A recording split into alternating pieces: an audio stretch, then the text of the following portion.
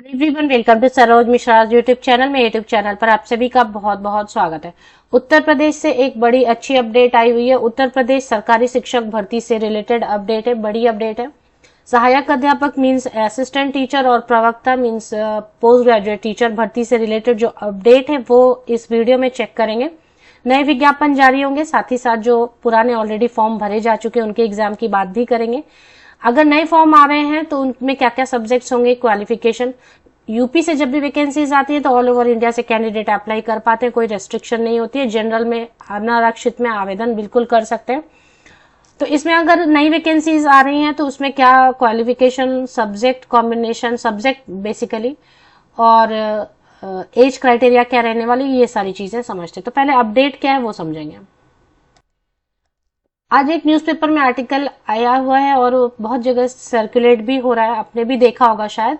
तो वो समझने के पहले, वो आर्टिकल समझने के पहले, देखने के पहले ये देखेंगे कि जैसे असिस्टेंट टीचर जो पहले एडवर्टीजमेंट यूपी में आ चुके हैं, तो असिस्टेंट टीचर की जो क्वालिफिकेशन अगर आप देखेंगे तो बैचलर डिग्री मांगते हैं रिलेटेड सब्जेक्ट में। अभी आप देखेंगे परसेंटेज का प्रॉब्लम नहीं है, और बीएड मांगते हैं, बस इतना ही। क्योंकि असिस्टेंट टीचर जब आप बात कर रहे हैं तो क्या क्वालिफिकेशन मांगते हैं। वैसे पोस्ट ग्रेजुएट टीचर के लिए अब तक होता आया था कि यूपी में कि सिर्फ मास्टर डिग्री मांगते थे, पर हो सकता है इस बार post graduation master degree plus BEd कर दें। तो अभी जो अपडेट आई हुई है उसमें क्या है कि जब भी वैकेंसीज आती है, आप देखेंगे असिस्टेंट टीचर, सब्जेक्ट बाद में देखेंगे क्या क्या सब्जेक्ट हैं जिनकी वैकेंसीज आती हैं या आ सकती हैं, लेकिन पहले समझेंगे कि अपडेट क्या है। जैसे मान लेते हैं कि एक एग्जाम्पल के लिए लिया, असिस्टेंट टीचर कोई भी सब्जेक्ट लिया, तो उसमें क्वालिफिकेशन के साथ में एक चीज लिखा रहता है, इक्विवेलेंट डिग्री। इक्विवेलेंट डिग्री का मतलब होता है समकक्ष अर्हता। तो समकक्ष अर्हता पर ही यूपी में, उत्तर प्रदेश में कई सालों से विवाद चल रहा है, और इसलिए भर्ती प्रक्रिया ना तो नहीं आ रही है ना तो पूरी हो पा रही है। नहीं आने पे एक और रीजन ये भी है कि गवर्नमेंट चाहती ही नहीं है। तो ये समकक्ष अर्हता वाला जो मैटर है ना, ये काफी हद तक सुधर गया है। तो देख लेते हैं कि क्या है। तो ये अपडेट आई हुई है कि जीआईसी में शिक्षक भर्ती के लिए समकक्ष अर्हता हटी। तो क्योंकि समकक्ष अर्हता पर विवाद था कि इक्विवेलेंट मतलब क्या, अब इक्विवेलेंट में कई चीजें शामिल हो जाती है, तो क्या क्या, तो ऐसे कुछ विवाद काफी वक्त से चल रहा था और इसकी वजह से भी भर्ती जो है ना पेंडिंग में है।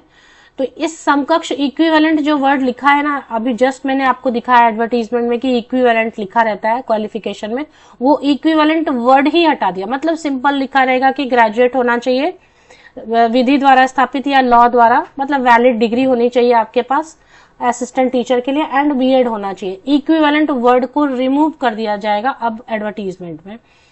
तो अब देख लेते हैं क्या अपडेट है। राजकीय इंटर कॉलेज में सहायक अध्यापक और प्रवक्ता भर्ती के लिए असिस्टेंट टीचर मींस वही ग्रेजुएशन प्लस बीएड, और प्रवक्ता में पहले होता था कि मास्टर डिग्री मांगते थे। अब हो सकता है नए विज्ञापन में मास्टर डिग्री प्लस बीएड कर सकते हैं, हो सकता है, बट नए विज्ञापन में, लेकिन वो क्लियर नहीं है।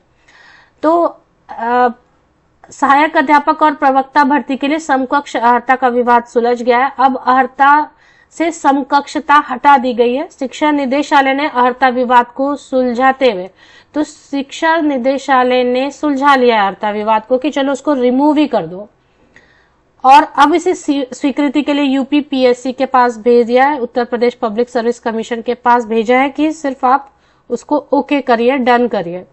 तो यूपी पीएससी के तरफ से अगर डन हो जाता है तो उसके बाद भर्ती प्रक्रिया शुरू हो जाएगी। अब भर्ती प्रक्रिया में दो है, एक तो पहले जो फॉर्म भरे गए उनके एग्जाम के डेट डिक्लेयर हो जाएंगे, और दूसरा जो है नई भर्तियां भी आएंगी। इसमें बताने कि टोटल अभी 7,000 पद जो है ना वो रिक्त है, और तो 7,000 टोटल पोस्ट जो है ना रिक्त हो चुके हैं अभी तक। इन पदों पर भर्ती के लिए शिक्षा निदेशालय से यूपीएससी को अधियाचन भेज दिया गया था। यूपीएससी ने शिक्षा निदेशालय को शिक्षक की समकक्ष अर्हता स्पष्ट करने को कहा था। तो यूपीपीएससी ने कहा कि भाई पहले ये समकक्ष अर्हता क्या क्या शामिल हो सकता है वो स्पष्ट करें। फिर ये मैटर चला गया कोर्ट में, और कोर्ट में भी फिर वही पूछा जाता था समकक्ष मतलब क्या है, समकक्ष मतलब क्या, और इसका जवाब वो नहीं दे पाते थे।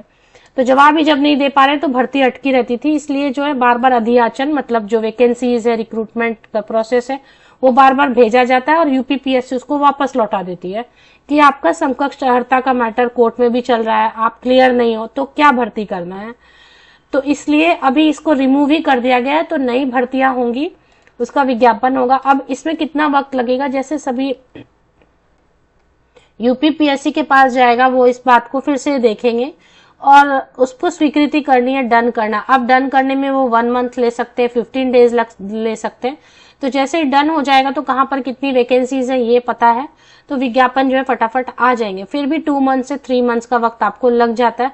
तो समझे कि अक्टूबर मंथ चल रहा है, यूपीपीएससी अगर अक्टूबर एंड तक भी ओके कर देती है तो नया विज्ञापन आपको देखने को मिलेगा। साथ ही जो टीजीटी पीजीटी के एग्जाम के डेट है वो भी आपको देखने को मिल जाते हैं। तो 2 महीने के बाद या 3 महीने के बाद आपको जो है ना भर्तियां नई भी मिलेंगी, वैकेंसीज, नए विज्ञापन भी मिलेंगे और टीजीटी पीजीटी पहले से जो पेंडिंग है उसके भी एग्जाम के डेट देखने को मिलेंगे। तो जो नई भर्तियां आएंगी उसमें असिस्टेंट टीचर में क्या क्या सब्जेक्ट्स रहते हैं वो देखेंगे और उसमें क्या एज क्राइटेरिया वो देखेंगे, क्वालिफिकेशन भी। देखिए असिस्टेंट टीचर जो है ना वुमेन ब्रांच और मेन ब्रांच ऐसे अलग अलग आता है। तो बालक शाखा और बालिका शाखा ऐसे अलग अलग आता है, बट सब्जेक्ट्स वही रहते हैं। तो अब सब्जेक्ट में क्या क्या सब्जेक्ट में आते हैं असिस्टेंट टीचर के लिए, यहाँ पर पहले जो एडवर्टीजमेंट आए ना उसके बेसिस पे मैं आपको बता रही हूँ कि बालक शाखा के लिए अलग आता है, बालिका शाखा के लिए अलग आता है। और बालक शाखा में महिला पुरुष सभी आवेदन कर सकते हैं, बालिका शाखा में सिर्फ फीमेल कैंडिडेट अप्लाई कर पाते हैं, ऐसा होता है। तो सब्जेक्ट्स देखेंगे Hindi, English, maths, science, social science, computer, Urdu, biology, Sanskrit, arts, music, commerce, physical education and इसके अलावा होम साइंस, एग्रीकल्चर, ये सब वैकेंसीज आती हैं असिस्टेंट टीचर के लिए। जिसके के लिए अभी जस्ट मैंने आपको दिखाया कि ग्रेजुएट होना है रिलेटेड सब्जेक्ट में एंड बीएड होना है। एक जैसे आर्ट्स का ले लेते हैं, bachelor degree with art subject और फाइन आर्ट एंड बीएड, बस इतना ही मांग रहे हैं, ठीक है। इसमें यूपी टेट सीटेट ऐसा कुछ नहीं है।